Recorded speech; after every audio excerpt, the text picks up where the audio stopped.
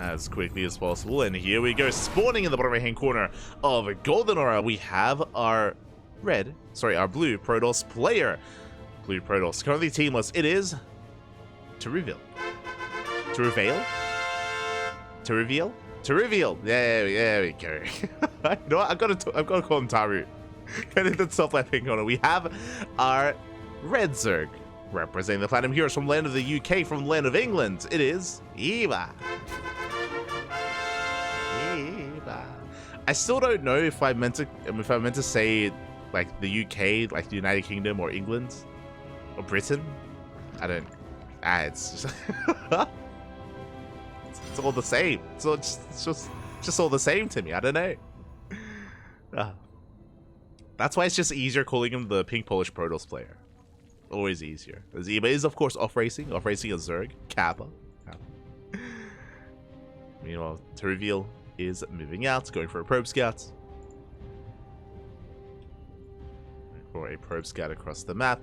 Looks like it was a 14 hatch. No, sorry, 15. Okay, 15 hatch opener. Very safe play here out of Eba. Is opening up. Oh, my apologies. And we're tied up 1-1. We're tied up 1-1. We're in the ace match. Regardless of how this goes, the series is about to end. It all ends here. It all ends on Golden Aura.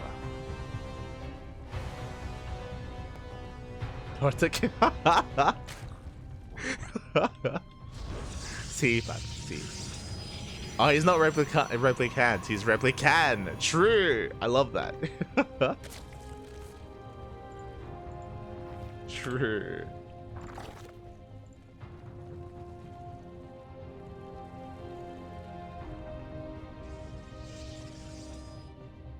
We are selling in. Now, unfortunately, we didn't really know what happened in game 1 or game 2. All that I do know is that Eba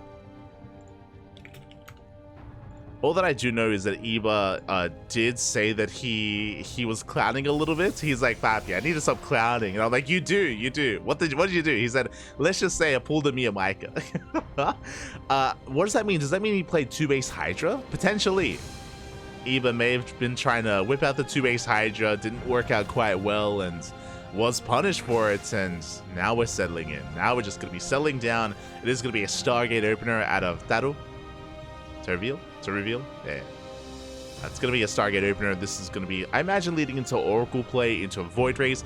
I'm unfamiliar with him as a player. I don't even actually know where they're from. Unfortunately. Hold on. Do I have the information? I do. Okay. So yeah, I'm still a little bit unfamiliar, but we're going to be settling in, and I'm more than happy to be introduced to Turaviel. More than happy. Until then, going to be spreading creep, probing up, droning up even. Oh, and it's not going to be an Oracle, it's going to be a Void Ray opener instead. Okay, we're going to be opening up with a Void Ray. With this, we can shut down and hunt down all of these Overlords. We can deny vision, deny scouting, and of course go into some hidden tech, or even just a standard game. That's the scary thing about a Void Ray opener. You don't know. As a Zerg player, you would not know whether it's standard or not, whether it's Sky Toss, whether it's Glaive of Depths, whether it's a standard game, whether it's charge. So we'll see what Turaviel does embrace as we're hunting those Overlords down. Anyway, from the side of Eba, we're just droning. We're just droning up, droning, making queens, spreading our creep, getting a third base. Everything's looking as it should here from Eba. It was a very safe opener initially, going for the 15-15. The opener specifically does mean that we... let's go. Does mean that our gases were delayed, but this is what I spoke about. The Void Ray opener means you can do anything behind it, and what's it going to be? Looking at the vision, Eba has no idea. It is a fleet beacon. We are rushing into Sky Toss. This was one of the many options. You know, we've seen Void Ray into Glaze, Void Ray into +1 Blink, into Charge. Void Ray into Sky Toss is also another option. And the problem is that Eba is losing Overlords. Eba is forced to pull back, and Eba is in the dark. Eba is in the dark.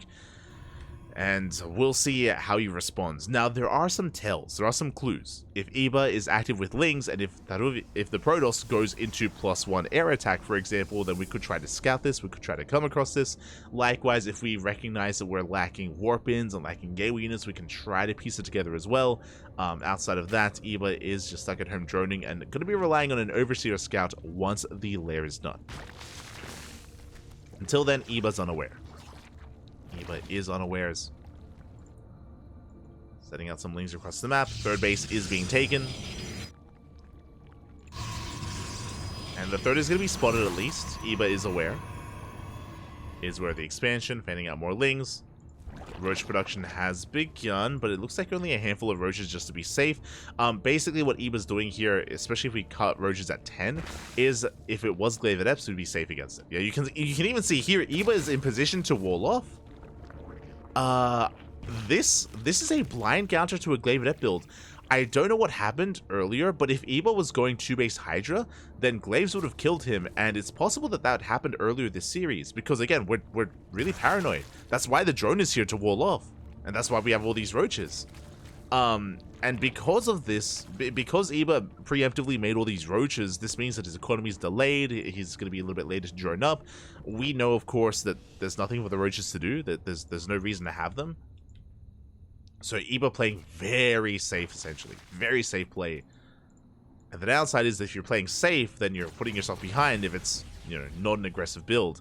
And the carriers have been revealed. The Sky Toss is shown. Spire gets thrown down immediately. We need Queens, we need Spore Crawlers, we need the Spire. We need anti-air. At the same time, I'm loving this counterattack. Again, Eba, he invested into all these roaches. They were useless until now. Now we can counterattack. And we can make use of them, we can hit the third. So Eba's going for a big counterattack at the same time. Carriers, they dive into the main, but we have so many queens. We have 8 queens in the main. We're ready for this. We have plenty of transfuse. And the carriers, they even fly a little bit too close to the sun here, taking a lot of hits, taking some hull damage. They have to back off. At the same time, we have 1 carrier to defend, but these roaches, they can get damage done. They focus down the adepts. They force a recall. And carriers, they get recalled back home. Boys are being pulled away. I'm liking the pull out here from Turaviel.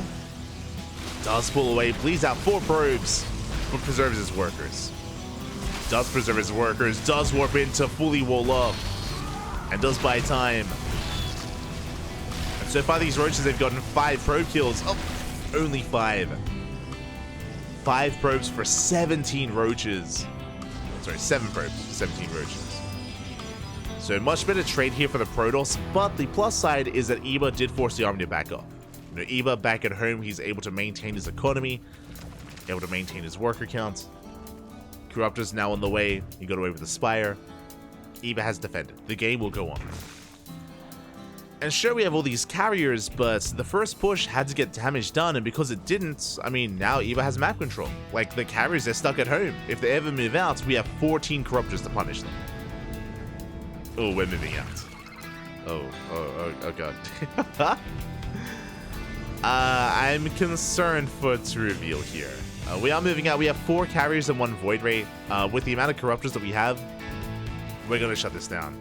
Yeah, Corruptors are already here. They focus on the Prism. They can focus on the Void Ray. And Turaviel is still pushing in. Uh-oh. We're still pushing in. The Zealots are going to get annihilated, and we have to back the hell off. We have to get out of here. We can't stick around. Corruptors, they go for the dive. GG gets called, and Eba will take the series 2-1. We'll advance on to the next round. GG. GG, well played. Congratulations to Eba as he does claim the series. My condolences to Turaviel. I mean, not a bad performance nonetheless. Went all the way to the ace match, and I can definitely see that kind of build, that playstyle, catching Zori players off guard. But Eba did buy time for the Corruptors, and with that was looking quite comfortable, quite safe, quite sound. GG. GG.